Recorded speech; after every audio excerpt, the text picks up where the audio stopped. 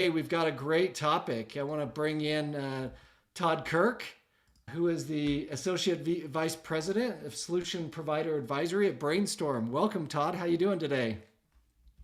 I'm doing so good, Dave. I'm really pumped to be here. I'm and excited to meet this audience and to be able to discuss the topic today. That's great. Todd, it's great to have you here. Todd and I are just down the street from each other. We probably could have done this in person, but it's good to have you. And today we got a good topic around what SaaS clients really want from their CSMs in 2024. I'm super excited to hear about it. It should be an interesting topic. Before we jump in the topic, maybe Todd, I'll let you, I think, yeah, you're better to have introducing yourself than I may be. But maybe just a quick synopsis about your experience and who Brainstorm is for those who may not know Brainstorm. Sure, absolutely. So great to meet everyone today. My name's Todd Kirk. I live in Utah, originally from Texas. I've been with Brainstorm for about 11 years. Brainstorm we like to call ourselves the SaaS platform for SaaS adoption. So we are a very hyper specialized tool to help customers adopt technology. I worked for the first half of my career very closely with enterprise customers who were buying enterprise software. And for the last few years, I've been now having to I get to share my findings and my understanding of the things I've learned with the SaaS vendors who are selling the software to those customers. So that's a little bit about me and my background. Very cool.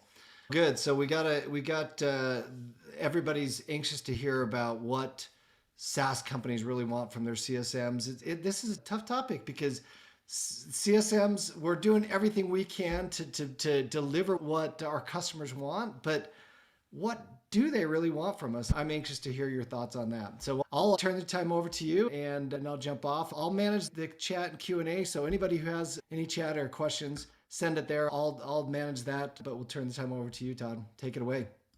Sounds good. Will do. All right. So as we jump in here today, I'm gonna talk about something that I think should feel obvious as we start here, but I think sometimes isn't. When it comes down to what our customers really want from the CSM is they want us to solve their problems. So solving the customer's problem, that's the problem. And the challenge that I think we sometimes miss is really understanding the problem from the perspective of the customer. So what I'm going to talk about today is I want to peel back some layers of the onion a little bit and help us really try to understand what the pain points are of the customer who is having to manage enterprise solutions. The first thing, this should be pretty obvious for most CSMs, but I think it's always helpful to state what I would call the retention cycle. There are customers who purchase software, right? You've got software customers, you have software vendors who are selling the software. And anytime a customer is going to purchase a solution, they're purchasing that solution because they anticipate receiving value. That's really the key there. It's not just that they expect to essentially to get value, they want to receive that. So the reason they renew is because they receive a measurable result. And ideally, if we can figure out how to make that happen, that's when we're going to be able to help the customer ultimately win. But one of the things that I run into oftentimes is that we need to have this discussion about who owns the success. So there's this relationship that exists between the vendor who's selling the software and the customer who's buying the software.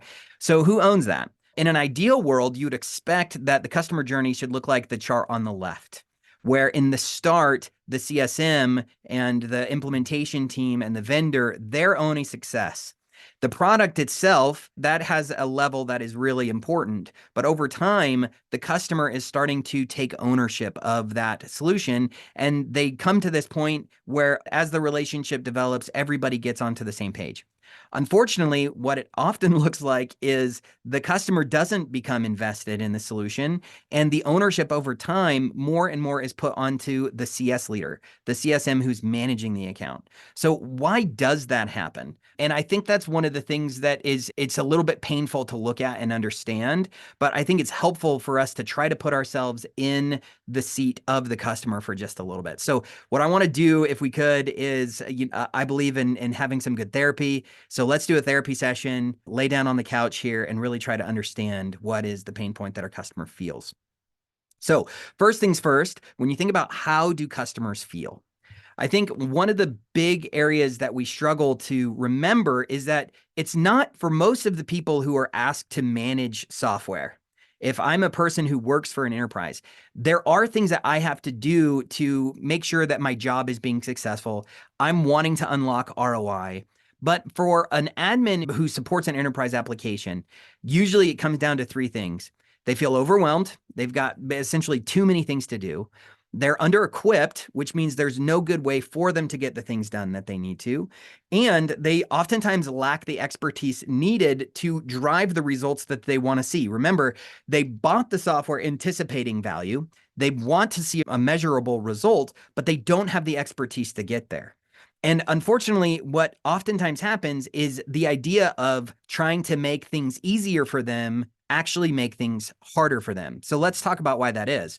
So on the overwhelmed front, when a customer feels overwhelmed, why is that? Let's start with this point, which I think we sometimes forget, which is if you sell, and not all of you are going to sell to large enterprises, but if you sell to a company that has, let's say, 2,000 employees, even if they only buy 10 licenses from you, they also have potentially 187 other vendors who are buying those software tools, who are selling those software tools to them that they've purchased. So what happens is you run into this scenario where the customer, they have all of these different vendors who are trying to support them. And in theory, that sounds amazing, right? I want to have a client success manager who's going to make me feel important and make me feel powerful and make me feel like I'm going to be able to be successful. But what it really looks like for the customer most of the time is that you as the CSM, you're interacting with that champion. But most likely that champion is also interacting with other CSMs from other vendors. And then they have to take any of the information that they learn from you and your regular sync calls with them as they're communicating and as they're working through different topics and issues. They have to then translate that to IT, to HR, to leadership, and to a host of different types of personas internally that are using the software, because they have different types of end users. There are users who are licensed for the software who aren't using it, and they're trying to figure out why. There are power users who are using it heavily, and then there's new hires that they're having to onboard to teach to use that software. So the job of that point of contact, it's never done. There's all of these new things that they're having to learn to do over time. And again, they're having to now do this and replicate this with lots of different vendors. If a customer is advanced enough to where they can dedicate a person just to one tool, this is what it looks like. So imagine now, okay, maybe I don't have to interact with multiple CSMs, but this is a real example of a customer that I support that has 42,000 employees. They have an enterprise contract for one of the software vendors that they acquire. Remember, they have about 200 different solutions that they work with, but this one enterprise that works with them, it's an ARR deal of about 1.8 million. So this is a really big enterprise contract to the SaaS vendor, but maybe not necessarily viewed as that important to the customer. And they have 6,000 licenses that are being given out to their end users. And for those 6,000 users who are licensed, there's one product owner, one person whose job it is to make sure that tool gets used. So now you have this person who actually owns a lot of other responsibilities. In this case, they're someone in IT, and they're the product owner. They have to support these 6,000 users, but they don't know how to do that, and they don't have the resources to do it. So either they're having to support lots of vendors, and they don't necessarily have a ton of users, or if the company's mature enough that they can dedicate someone, it's probably one person who's supporting over 5,000 employees each.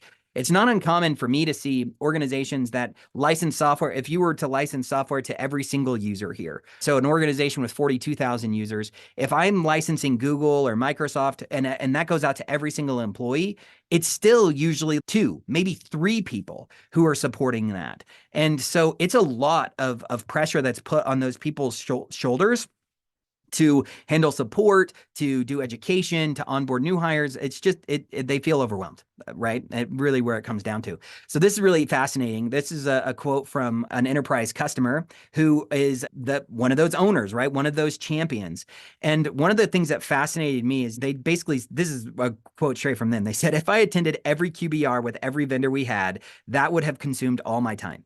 Imagine that for a minute. They're having to support multiple applications, dozens of applications. If they had to meet with every single vendor, it just wouldn't work. They don't have the bandwidth and to build a unique success strategy for each CSM that they work with or complete all of the things that their CSM is asking them to do. One of the things that was fascinating is I did an interview, that interview just released online this week on Tuesday. And I was talking with Justin Edwards, who is the revenue lead for Mercado Partners. So he's a VC. And he advises a book of about 25 different SaaS companies. I think it's a little more than that. But one of the things that he mentioned was that he had looked at Capta's research into how customers feel about QBRs. And he told me that it's only about 28% of customers that think that QBRs are a valuable use of their time. So that's crazy. Like in the CSM world, it's really common for us to say, you know what we got to do? We got to get leadership on the phone. We've got to hold a QBR. We've got to help the executives understand the value that we're bringing. But what it ends up being really is just a thinly veiled sales pitch. And it can sometimes be used as a way to try to distract from the fact that maybe we aren't achieving the results that the customer really wants to receive. So in the end, basically about a quarter or one in four of those QBRs are actually any good from the perspective of the customer. So that's something that we really need to change. So one of the things that happens as a result, though, is if you've ever heard of the concept of the last mile problem, is if the customer is overwhelmed, they feel like their CSMs are making their lives harder because they have so many of them, and all of them have different competing priorities that they're trying to deal with. And the last mile problem is something that's used in manufacturing to describe the challenge of getting a product from the manufacturer all the way to the doorstep of the consumer. It's also used in telecommunications to talk about it's really easy to lay cable or electricity or phone lines from one city to the other. But then when I have to connect every single house, that's where things get really challenging. And so if you were to apply that in the SaaS world, I can make the product, I can create education, I can put out the customer success resource out there. And all of that goes to try to empower the customer admin, to empower that champion that we're going to interact with on a day-to-day basis. But then that customer admin, that last mile of helping them really unlock the value of the software to the end users, that's usually where the pain really ultimately lives. So how do we translate the vision into really being successful? That's where the under-equipped piece comes in. The admin, they want to succeed. They anticipated receiving a result. They want to measure a result. They want to make that happen, but they don't have a good way to do it. What are the feelings that they have on that front? Let me share just another really quick quote. This one's a little bit longer, but I loved this insight from an IT systems admin who supported a bunch of different tools. And this is what he told me. He said, each vendor has their own training on their own site, or they might post it on YouTube. It's very difficult to track or remember to go to those individual sites for training. Plus, I have no idea who's doing training on what apps. And HR has no idea. Their manager has little to no idea. Users need to have multiple accounts on multiple sites. And then they also need to remember to bookmark those for each application. So often they come to me one at a time and ask, where do I go for training on this app? Then it's up to me to go and find that information, or I have to request it from my CSM because I don't recall where to go either. That's wild, right? So what's funny and interesting to me is that we think we are equipping the customer. We build academies, we put out learning content, we have product support who are answering questions, we have an implementation team and a client success manager who's assigned. The marketing team is maybe sending out walkthroughs or user communications, which unfortunately a lot of users don't read. That we have a community that we try to build, and maybe we get good engagement there and maybe we don't. A lot of that has to do with where the customer is in the journey and what they need, and I'll talk about that in a second. For a large reputable unicorn, you're going to expect to spend millions of dollars every single year on those solutions. And yet what customers are saying, if you go back to this quote from the interview that I did a few months back, the customer does not feel like that's making their life better. We throw resources at them, but it doesn't make them feel like they're succeeding. Why is that? From my perspective, I think it really comes down to the fact that admins still have to do a lot. So let's say we want to support them in implementation. They have a lot of tasks they have to do. And so we got to figure out how to make that easy. I know ClientSuccess has some awesome resources on that front to look at about how you can make it easier for them to know what needs to happen. But then they have to launch the tool out to end users. So not only do they have to get it all set up and implemented, but then they have to launch and onboard the people that are going to be licensed for it.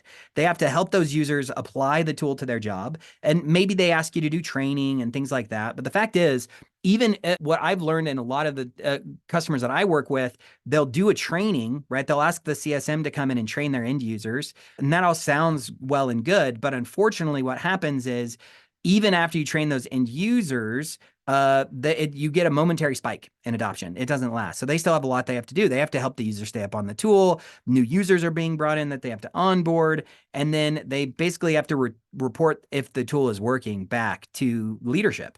So you can help them with these things, and that's great. But unfortunately, no matter what, it's still on them to do that. So we got to figure out how to make their lives better there. So the third thing, I mentioned overwhelmed and under-equipped. The third thing I think we have to remember is that customers don't, the people who are often tasked to support enterprise technology, they lack the appropriate expertise to be successful. If I was, let's say I'm being asked to support a project management tool, I likely was not a project manager before I was asked to run that tool. Instead, if I'm in IT, if I work for a large enterprise, I'm just the guy who was supposed to purchase it and to support it and implement it. And I might be left holding the ball, even though I don't have the skill to understand that tool. But that's just one example. There's a lot of different places where customers feel like they don't have the right expertise. One of the most common ones is change management. Buying a solution and just hoping that everybody adopts it. Sometimes, if you're a really good PLG company, that will work. But for most enterprise tech, there's going to need to be some level of change management. There has to be buy-in from the executive team. There has to be support from management. There has to be support from the end user. And the only way the end user buys in is if they know that the organization has a vision and a plan for how it's going to work, and it's going to make them better at their job, and it's going to make their job easier. And that takes a lot of discipline. And I mean, there's entire fields of study that are dedicated just to change management. And your customers don't necessarily know all of the different ins and outs of how you build desire for the end user and how you enable them correctly and how you reinforce it to make sure that they actually get the result that they need. The second thing is business acumen. Again, if I work in IT, I might know that this tool was purchased because an executive was super excited about it, but they don't always understand what the business implications of that purchase was. And helping them to develop that skill is really important. Marketing's important. A lot of times what happens is IT doesn't know how to communicate about the tools, so they lean on another internal department, and maybe they actually just say, hey, we got this new tool, it's really awesome, and it becomes a footnote in an HR newsletter that goes out via email that nobody reads because it's 70 million pages long of information. So the understanding of how to market to their end users, that's a gap that they don't have. They don't know how to train. Most of these guys, most of the people, men and women that we're serving here, they are meant to be technical advisors. They might know how to support and solve a problem for an end user, but that doesn't mean that they feel confident in holding a really good training session that teaches the user exactly what they need to know and get them to where they need to be. And then there's also, I mentioned project management as an example, and meeting management. A lot of times, if you're put to be a product owner, you're expected now to meet with management, to meet with leaders, and to help them understand the progress of how that's going. And if it's not going well, you're going to start distancing yourself from that solution because you don't necessarily want to be tied on that. And what's worse is meetings are really hard because organizations, they have a lot of competing priorities. In fact, one of the things that's really fascinating is as a result of this, if we haven't given that they feel overwhelmed, they feel under-equipped, and they don't have the expertise, it usually ends up looking like this. You've heard the old adage of if you give someone a fish, they'll eat for a day, and if you teach them to fish, they'll eat for a lifetime. I don't think in SaaS that really is true. Because what it really ends up looking is if you give a man a fish, they're going to ask for more fish. And if you teach them to fish, they'll still ask for fish because fishing is hard and it takes a long time. I think that's a big miss for a lot of CSMs to realize is the reason they keep asking you to do things is because fishing is really hard. How do we make it easier? I'm curious how this resonates. Maybe, again, going back to that therapy thing, maybe this is one of those things where it's like, oh man, That hurts. That I get it. That's really what it feels like. One of the other pieces that I think really creates a challenge is how, even if you're working with a direct contact, you have a contact in the organization, and you know what? Maybe you sell exclusively to the CEO, and the CEO makes all the decisions, and they're super excited, and they're 100% bought in, and they're training their people. Yeah, because that happens, right? The CEO is not usually the person who's making those decisions of how things get purchased. So part of the expertise piece that is also lacking is a lot of times the person who is supporting us, they don't even understand how their organization makes buying decisions. And that can be a challenge. And so I think it's valuable to even step back for a minute and think about, why is it that we keep struggling to make progress with the customer? If you understand how they buy, that makes a big difference. So the first thing to be aware of is that the most common buying habit for an enterprise when it comes to buying technology is known as a cooperative. A cooperative is a place where you have, instead of having one person who makes the decision, you have a committee that makes that decision. And that committee, when it comes down to purchasing software, they are usually made up of different groups, because the organization is trying to correlate, if we're going to purchase a new solution, is that going to provide the value that we want as the organization? But guess what? Every single group is going to have a different reason for purchasing it. And if everyone owns the solution, no one owns the solution. And so the most challenging thing about a cooperative is it's really hard to predict whether or not that customer is going to stick around for the long term, because everything matters. You might hop on a call with that customer, and depending on who they talk to from what group who has some invested stake, the priority is shifting all the time. And so those are really hard. And unfortunately, when it comes down to the 4 different buying types, they're the biggest group. The second biggest group is the business led. And these ones are really fascinating because they purchase software anticipating a result, but they're the ones who are going to hound the most directly about getting on ROI as fast as possible. Because those are the businesses that they only purchase software when they know what that result will be. That's a double-edged sword. That can be super, super good, because it means that they're going to find a result and they're going to measure it. But it also means that they're the most sensitive to not getting a result quickly. And so make sure you understand, are you selling to a cooperative or a business-led organization? And then the third thing is the strict planners. Now, strict planners are fascinating because these guys, they can be amazing customers, and they can be really fun to sell to because they love to have a system and they love to have a plan. But they're going to be really invested in getting information up front. When I talk about lacking expertise, they're going to put a lot of weight, not necessarily on ROI or business metrics like the co-ops and the business-led groups are.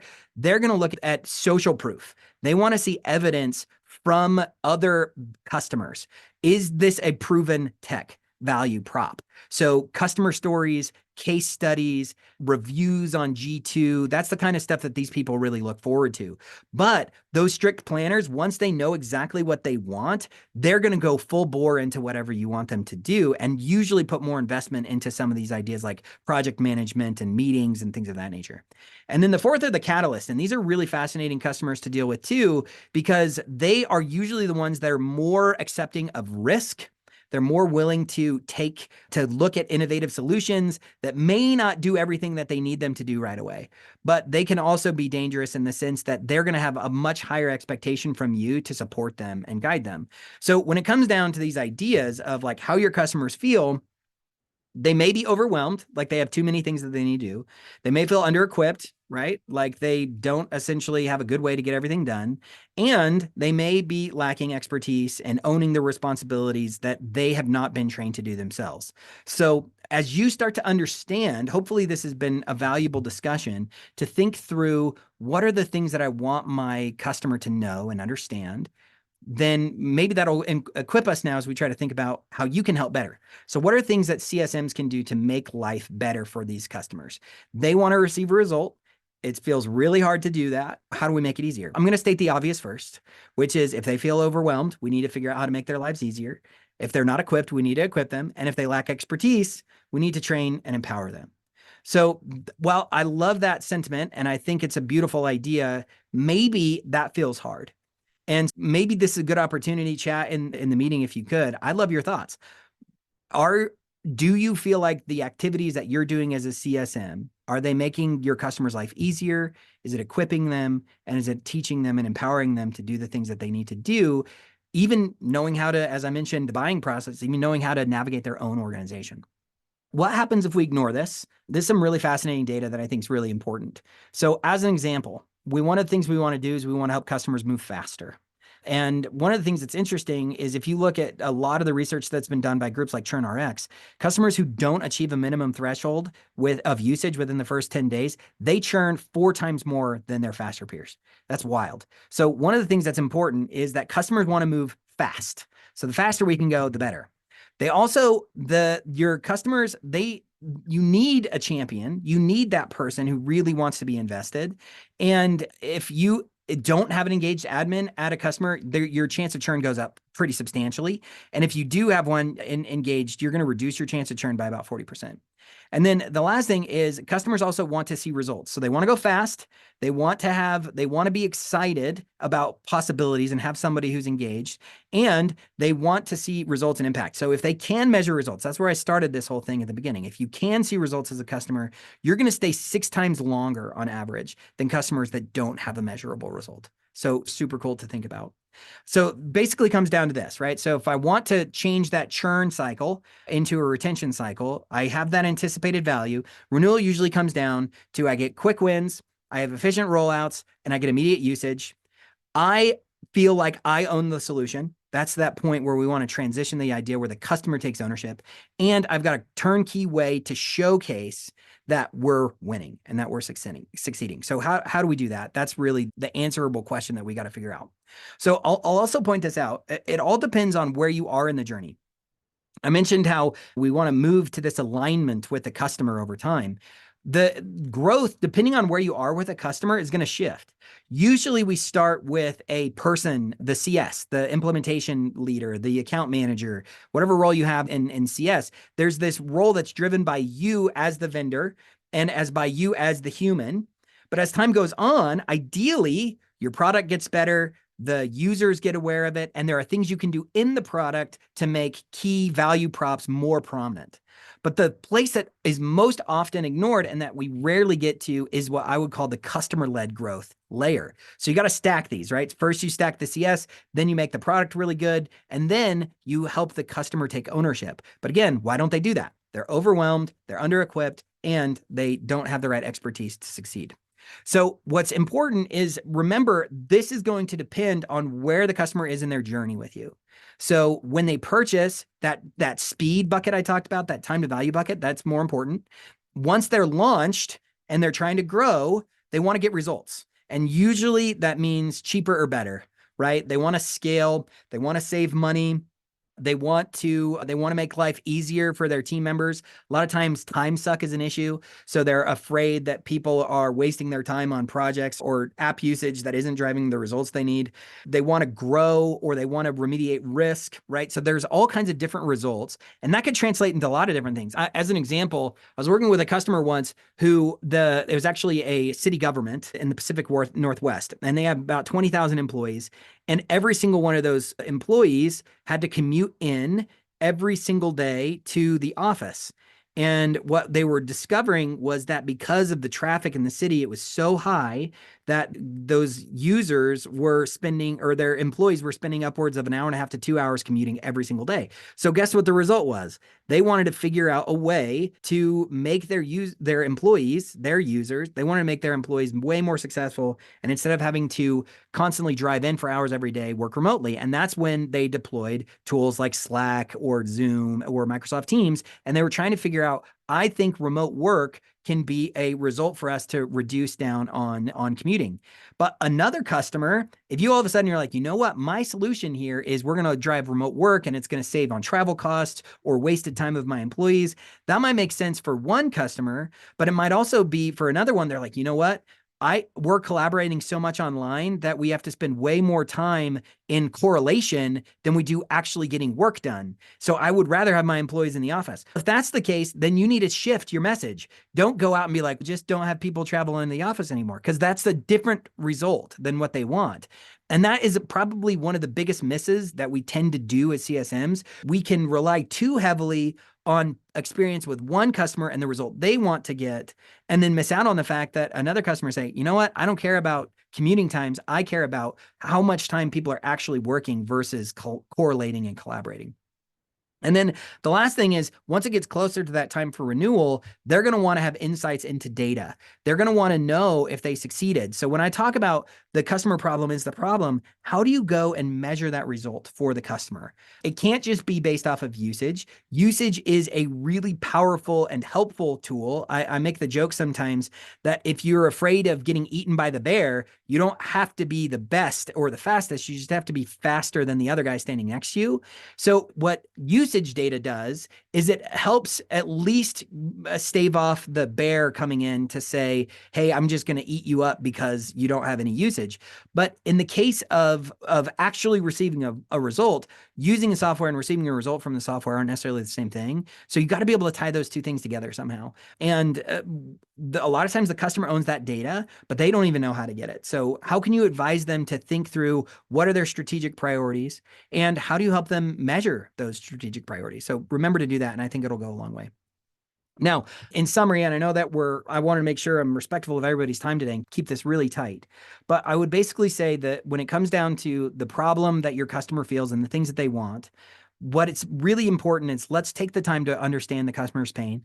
Hopefully, some of the things I gave you today were insightful. Now that you are thinking more about what is it, if I were in the shoes of my point of contact and I realized that while my world revolves around them, their world doesn't necessarily revolve around me.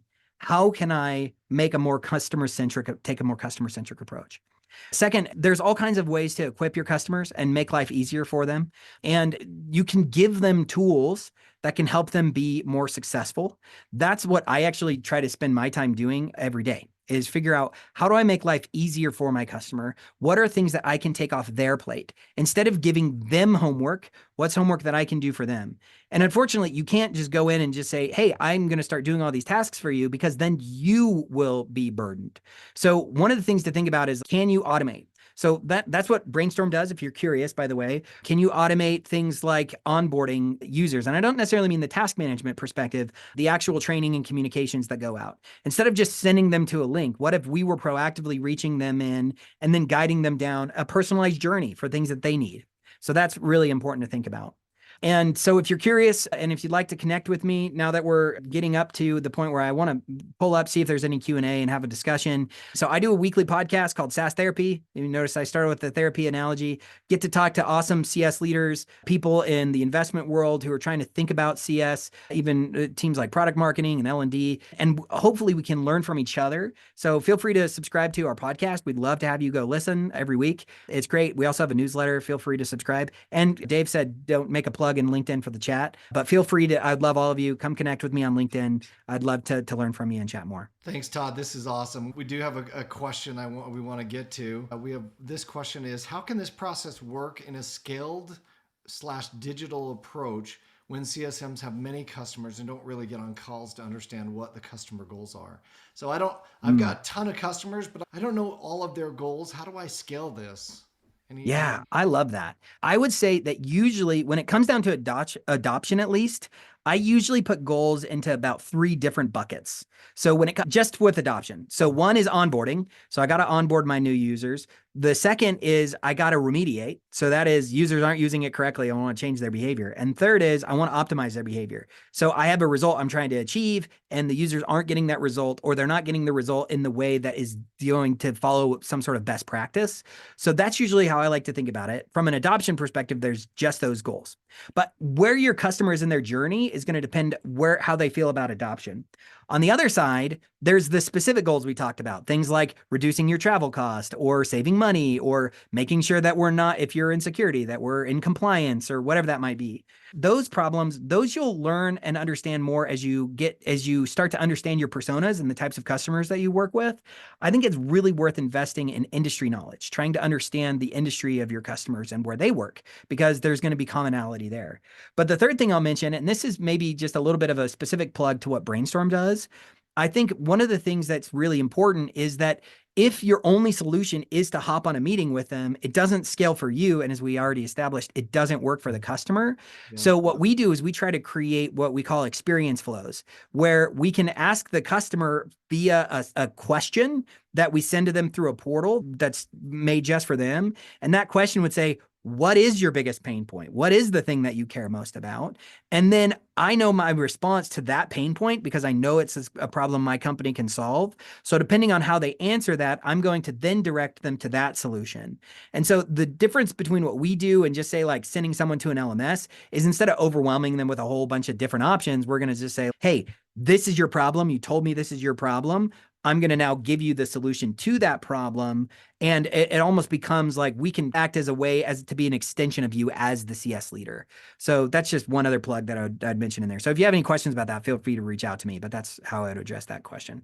So Very cool. Very cool. I got hopefully another it wasn't too question. much of a long rambling or No, something, this is but awesome stuff. I've got a whole thing of notes here I've taken that I just love this. cool. One Love it. question that I'd have that I would pose is there a I know that you talked about a big component of CSMs is this concept of change management. I think it's Mm, becoming more and more important for CSMs to be able to understand that. In that regard, is there a difference between training and enablement? mm. Is there a I- difference in those two? yeah. And if so, how would you describe that? So for many years, acted more as a change practitioner because Uh-huh. when I would advise direct enterprises, my job was to go out and help them with adoption.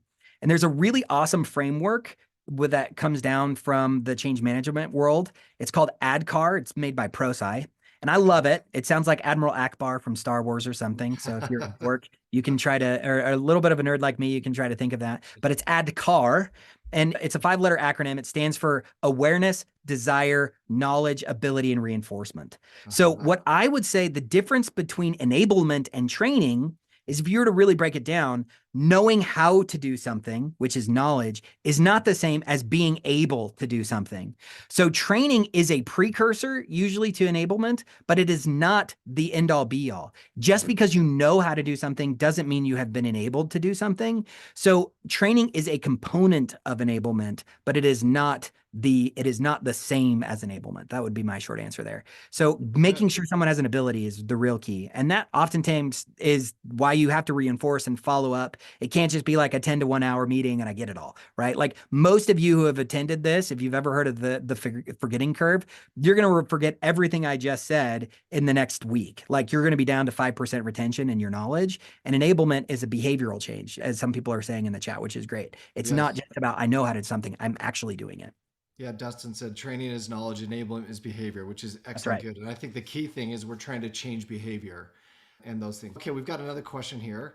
A piece of advice, somebody who just started as a implementation manager, what's your best piece of advice of where should this individual focus on? How would you, based on what you've shared today, what would Mm. be your advice for this individual who's just Ooh. started as a implementation manager?